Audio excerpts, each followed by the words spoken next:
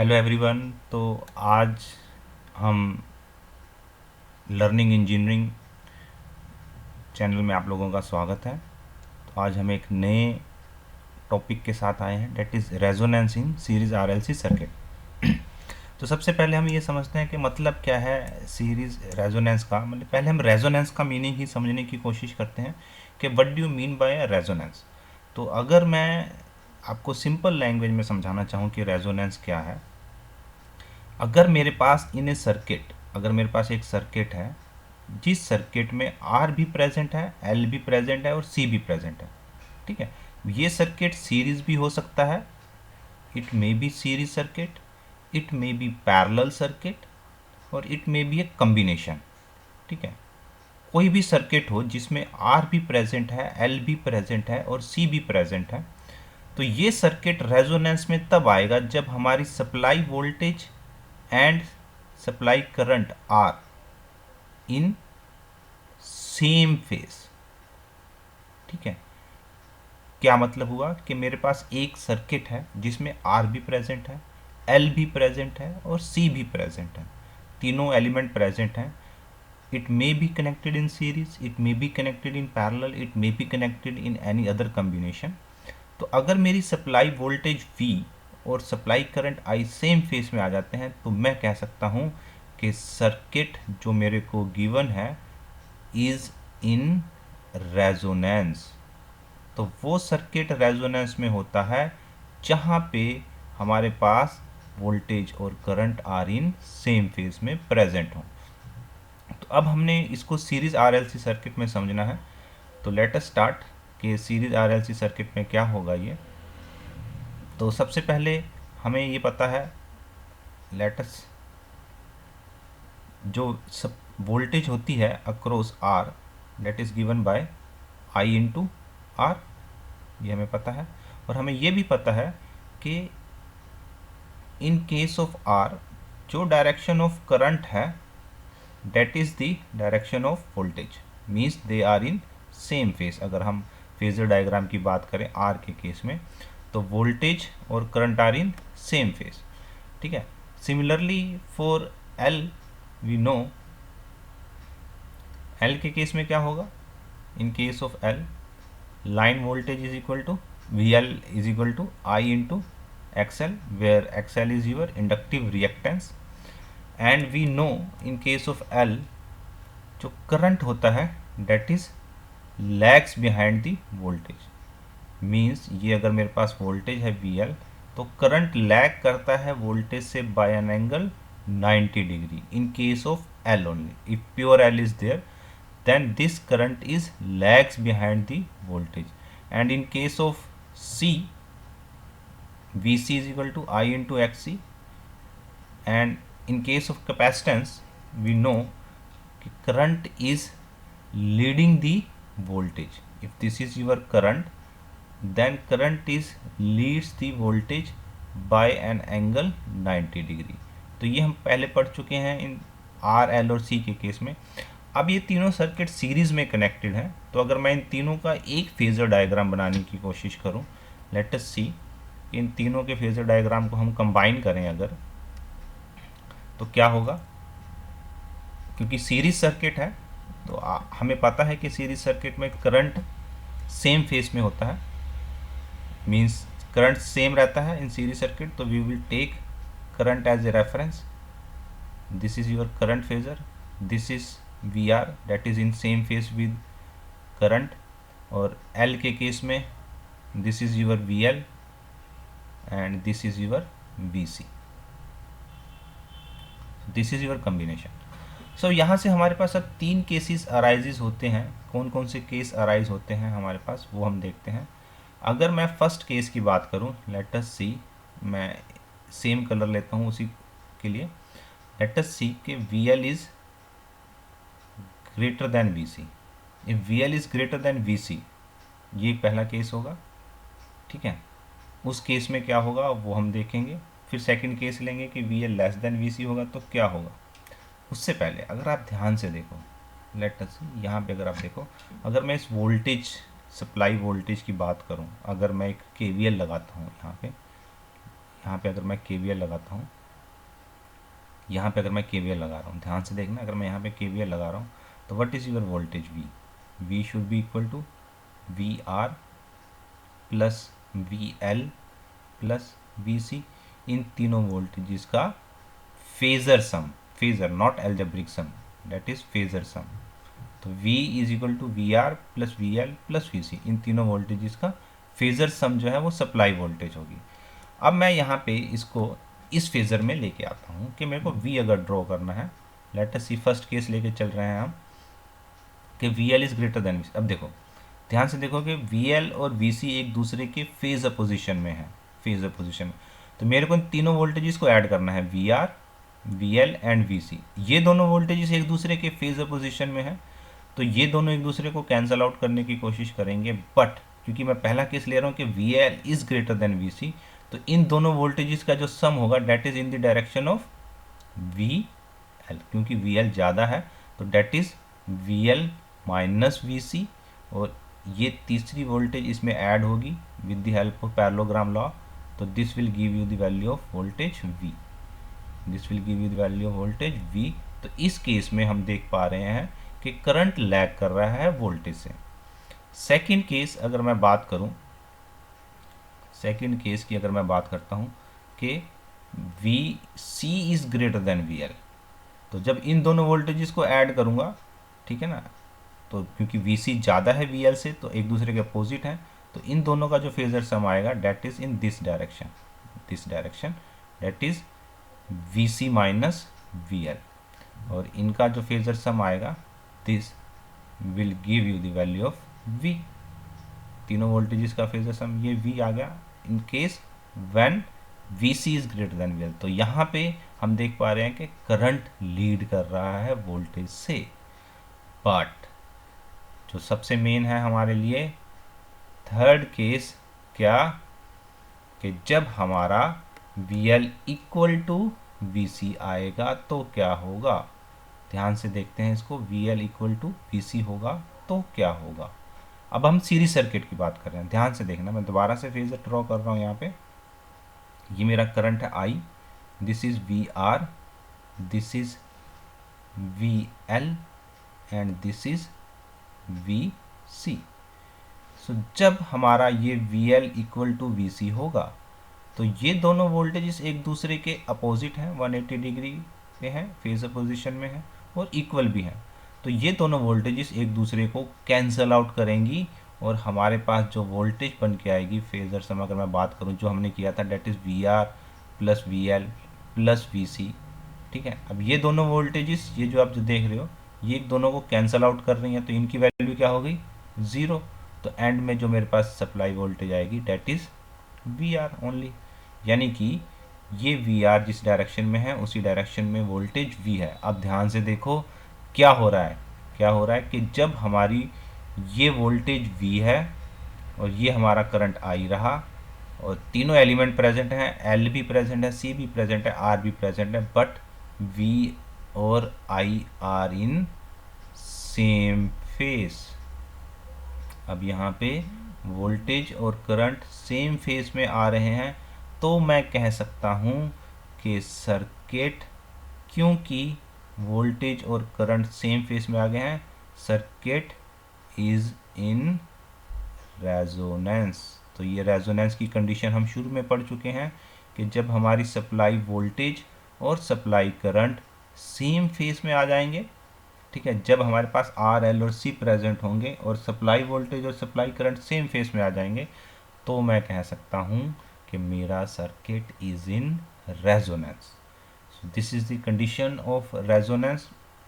अब यहाँ पे होगा क्या क्या, ठीक है, जब हमारे पास रेजोनेंस अकर हो गई है तो हम क्या क्या हो सकता है यहाँ पे। अब ध्यान से देखना, हमें पता है सर्किट का इम्पीडेंस क्या होता है, that is equal to R² plus XL minus XC का whole square, that is the impedance of a series RLC circuit.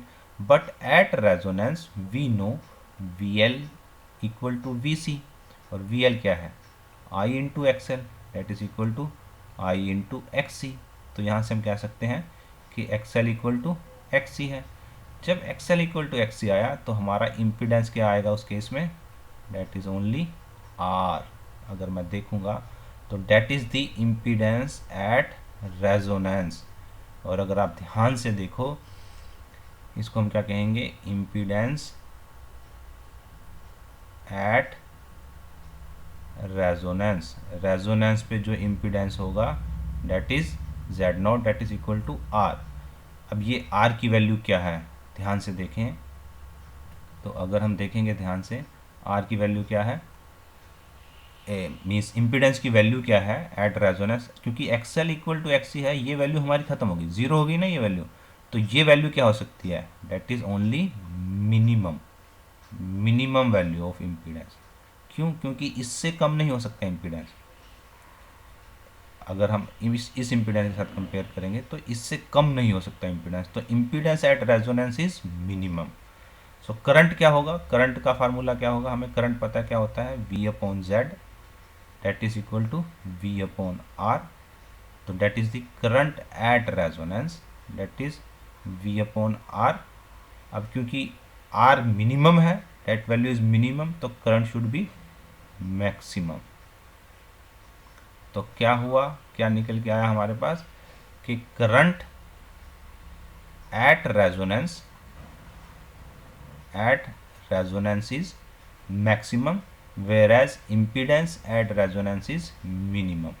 again now हमारे पास impedance भी आ गया at resonance, current भी आ गया at resonance। now what will be the supply voltage at resonance? तो supply voltage क्या रहेगी at resonance, supply voltage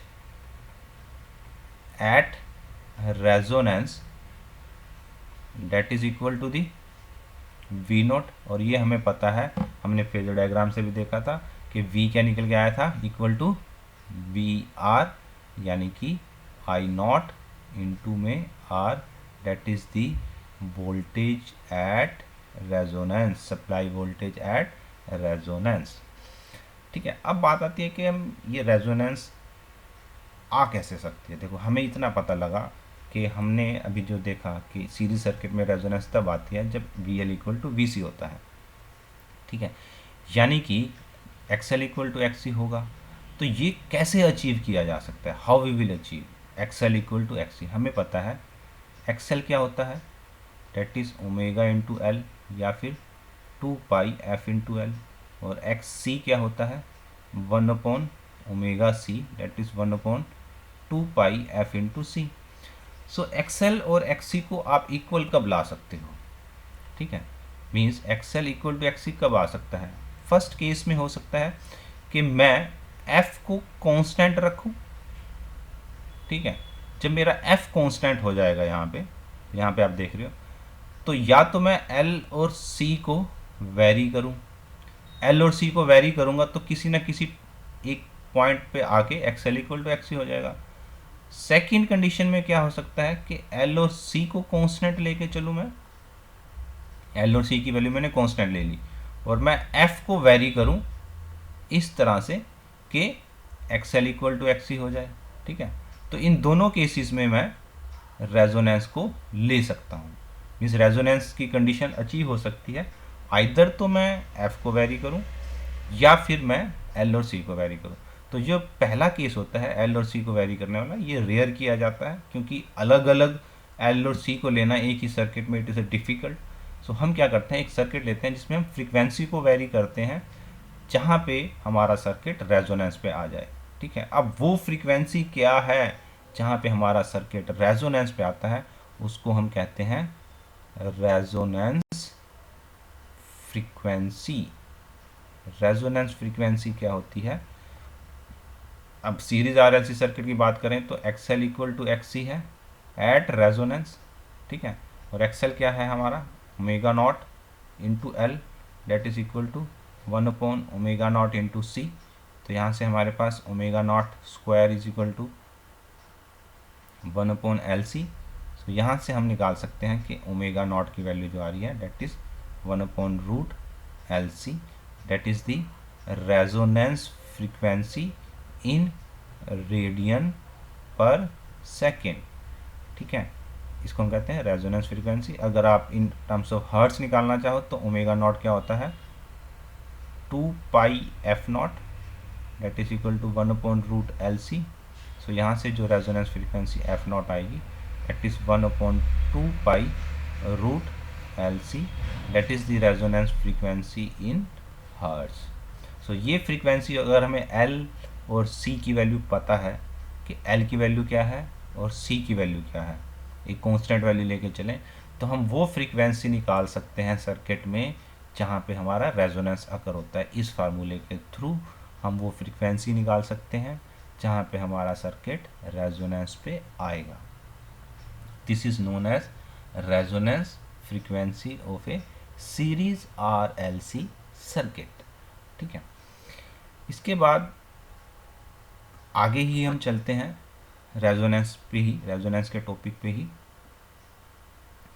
तो अगर मैं एक कर्व ड्रॉ करना चाहता हूँ, देखो मैं क्या करना चाहता हूँ, मैं R का वेरिएशन, XL का वेरिएशन, XC का वेरिएशन और Z का वेरिएशन देखना चाहता हूँ विद फ्रीक्वेंसी। ठीक है, तो हमें पता है, अब इसको हम एक ग्राफ पे लेके आते हैं, ध्यान से देखना इस ग्राफ को। ठीक है, ये मान लो आप करंट ले रहे हो y axis and frequency is on x axis. तो ये है हमारी फ्रीक्वेंसी, ये है हमारा करंट। हमें पता है, अगर आप ध्यान से देखो, थोड़ा सा इधर करता है, हमें पता है R is independent of frequency. Frequency पे कोई डिपेंड नहीं करता, आर की वैल्यू फ्रीक्वेंसी पे डिपेंड नहीं करती, यानी कि फ्रीक्वेंसी को चाहे मैं जितना मर्जी वेरी करूं आर वेरी नहीं होगा।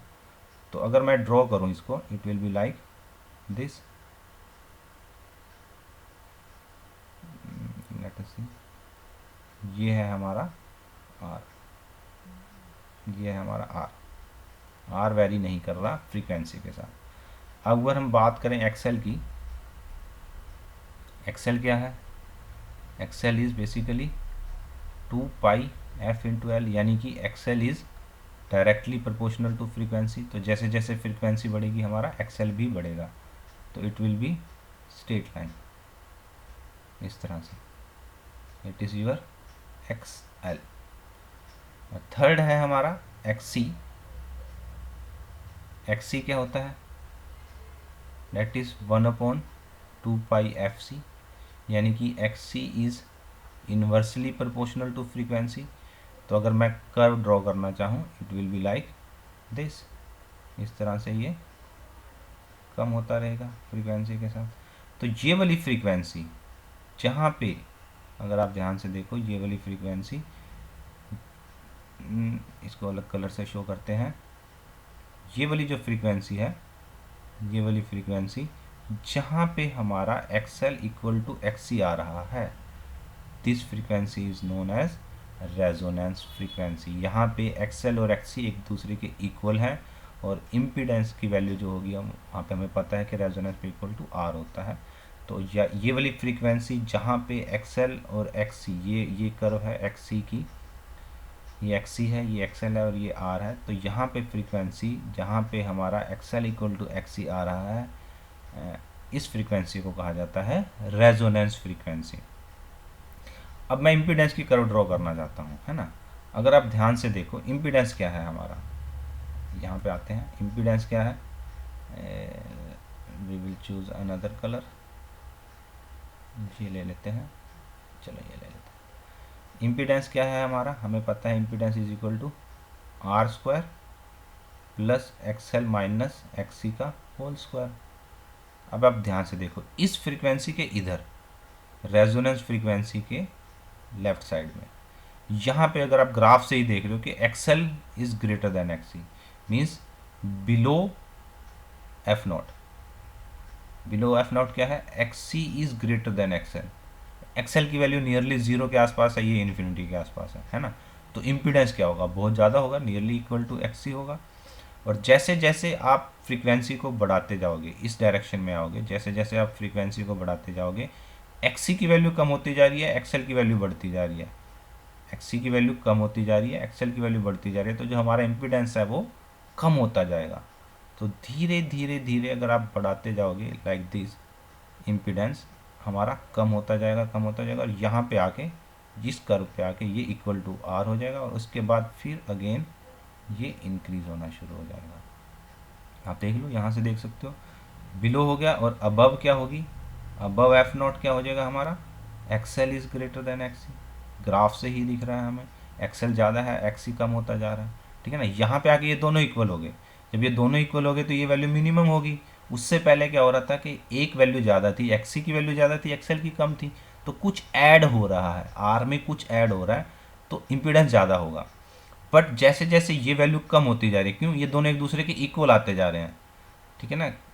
एक वैल्यू इन्फिनिटी थी पहले, एक्स सी इन्फिनिटी था, ये ज़ीरो था, तो ये वैल्यू बहुत ज़्यादा थी। अब ये एक्स सी इन्फिनिटी से कम हुआ, एक्सएल ज़ीरो से बढ़ा, तो ये वाला जो डिफरेंस है, ये डिफरेंस कम होना शुरू हो गया, तो जेड हमारा कम होना शुरू हो गया। तो धीरे धीरे ये डिफरेंस ज़ीरो हो जाएगा, तो हमारा जेड भी क्या हो जाएगा, मिनिमम। उसके बाद अगेन रेजोनेंस फ्रीक्वेंसी के बाद अगेन एक्सएल बढ़ना शुरू हो गया, ये कम होना शुरू हो गया, तो ये डिफरेंस बढ़ना शुरू हो गया, और हमारा इम्पीडेंस बढ़ना शुरू हो गया। That is your impedance curve, ठीक है। इसके बाद जो चीज़ आती है that is known as resonance curve, जिसको हम कहते हैं रेजोनेंस कर्व। रेजोनेंस कर्व क्या होती है, that is the variation of current with frequency, variation of current with frequency. ये हमारा करंट है, ये हमारा फ्रीक्वेंसी है, तो हमें पता है करंट क्या होता है, V अपॉन जेड, तो I is inversely proportional to Z, तो जैसे जैसे Z बढ़ेगा करंट कम होगा, इम्पीडेंस कम होगा तो करंट ज़्यादा होगा। तो यानी कि अगर मैं कर्व को ड्रॉ करना चाहूँ, it will be just opposite to the curve of impedance. ये कर्व है हमारी करंट की, तो करंट कब मैक्सिमम होगा, जब हमारी रेजोनेंस फ्रीक्वेंसी अकर होगी। This current is basically the resonance current at resonance, तो इस कर्व को कहा जाता है रेजोनेंस कर्व। यहीं से हम बैंडविड्थ की बात करते हैं।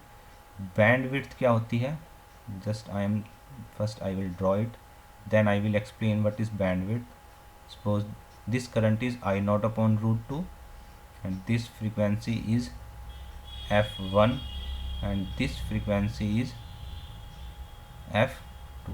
So bandwidth is basically the band of frequency, bandwidth is basically the band of frequency at which current reduces to 1 upon root 2 times the maximum value of current. Means bandwidth is basically the band of frequency f2 minus f1 at which, जहाँ पे हमारा current 1 upon root 2 times हो जाए maximum value of current पे, उस time पे जो band of frequency है उसको हम कहते हैं बैंड विड्थ, ठीक है। ये हमारी बैंड विड्थ कहलाती है, ये वाली चीज़, this is your bandwidth, ठीक है। और यहाँ से जो फार्मूला निकल के आता है बैंड विड्थ का, f2 minus f1 that is r upon 2 pi l, that is your bandwidth. अगर आप सिंपल लैंग्वेज में यहाँ से देखना चाहते हो तो देखो, यहाँ पे ये क्या है, f नॉट है, ये बैंड विड्थ है, ये f1 है। यहाँ से देखते हैं इसको, f1 की वैल्यू अगर मैं बात करूँ तो f1 क्या है, यहाँ से अगर आप देखो ये रहा f1, ठीक है। और यहाँ से लेके यहाँ तक ये क्या है, f नोट, ये f नोट रहा, ये f1 रहा, ये रही बैंड विड्थ। तो अगर हम देखें, ध्यान से देखना इसको, f1 क्या होगा, f1 क्या होगा, f naught minus bandwidth by 2, ये बैंड विड्थ रही, बैंड विड्थ का हाफ क्या होगा, ये हो जाएगा बैंड विड्थ का half, that is bandwidth by 2, और ये भी क्या हो जाएगा, बैंड विड्थ बाय 2, दोनों बैंड विड्थ बाय 2 है। तो f1 क्या होगा, ये f नोट यहाँ से लेके यहाँ तक रहा माइनस बैंड विड्थ बाय 2, और सिमिलरली f2 क्या हो जाएगा, f note plus bandwidth by 2. So that is very important formula which can be used in your numerical के F1 और F2 क्या है। F1 को कहा जाता है, F1 को बेसिकली कहा जाता है lower cut off frequency, it is known as lower cut off frequency, and F2 is known as upper cut off frequency. ठीक है, तो एक होती है लोअर कट ऑफ फ्रीक्वेंसी, एक होती है अपर कट ऑफ फ्रीक्वेंसी। इसको हम यूज़ किया जाता है अगर हमें बैंडविड्थ निकालनी है। बैंडविड्थ से आप लोअर कट ऑफ फ्रीक्वेंसी और अपर कट ऑफ फ्रीक्वेंसी निकाल सकते हो। And last is the quality factor, जिसको हम कहते हैं Q factor. That is basically known as ratio of voltage across L और C at resonance divided by, it is ratio of voltage across L or C at resonance divided by supply voltage at resonance। ठीक है, तो अगर हम निकालना चाहें इसकी value को तो क्या होगा क्यू फैक्टर। तो वोल्ट किसी से भी निकाल लो आप, voltage at resonance L upon voltage at resonance supply voltage. तो VL नोट क्या है हमारा, I nought into XL, and this is I nought into are.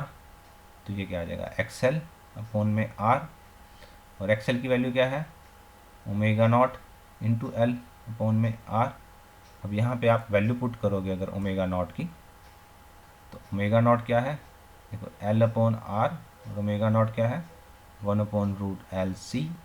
सो यहाँ से जो वैल्यू निकल के आएगी 1/R under root L upon C, that is known as quality factor, Q factor of your circuit, और इसको वोल्टेज मैग्निफिकेशन भी कहा जाता है। वोल्टेज मैग्निफिकेशन अगर निकालने के लिए कहा जाए या क्वालिटी फैक्टर कहा जाए, तो इस फार्मूले के थ्रू हम क्वालिटी फैक्टर को भी निकाल सकते हैं। सो ये रेजोनेंस में है, रेजोनेंस में और भी चीज़ें आती हैं अलग अलग। तो हम अभी सीरीज रेजोनेंस की बात कर रहे थे, तो ये सीरीज रेजोनेंस है। नेक्स्ट टाइम पे हम पैरेलल रेजोनेंस पे भी बात करेंगे क्या होता है, और कुछ एक एग्जांपल्स भी लेके चलेंगे। अगर आप लोगों को हमारी वीडियोस अच्छी लग रही हैं तो प्लीज़ हमारे चैनल को सब्सक्राइब करें और लाइक करें, ताकि ये वीडियोस और बच्चों तक भी पहुंच सकें। Thank you.